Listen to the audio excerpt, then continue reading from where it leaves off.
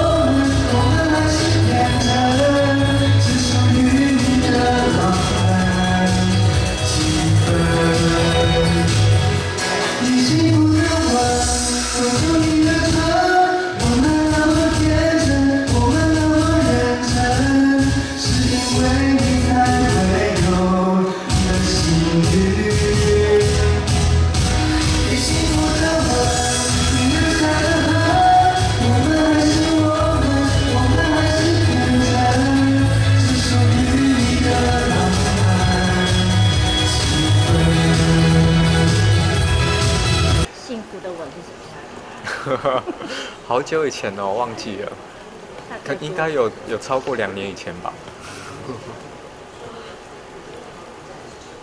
可以描述一下对方是什么？你说对方吗？工作认识的吗？算是工作认识的，然后就是年纪比较大一点，这样。比你大吗？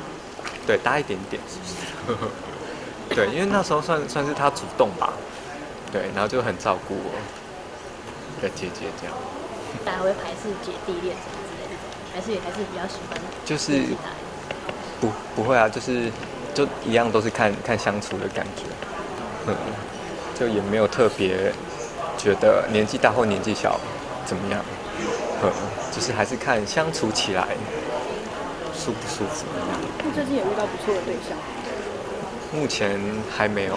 最近这么温柔啊，有没有遇过像什么恐怖情人之类的？恐怖情人，就是说比较激进一点。是有遇过比较，就比如说分手了之后，就是可能没有想要再跟他联络，但是他会就想尽办法让你见到他。对，就是像，就比如说他会约朋友出去吃饭，可是就是当下不可能觉得他会出现，可是其实他自己私底下去约我的朋友找我出来，然后他突然出现这样。但是不是他约你，是你的朋友约？对。借你朋友的口来约你这样。对。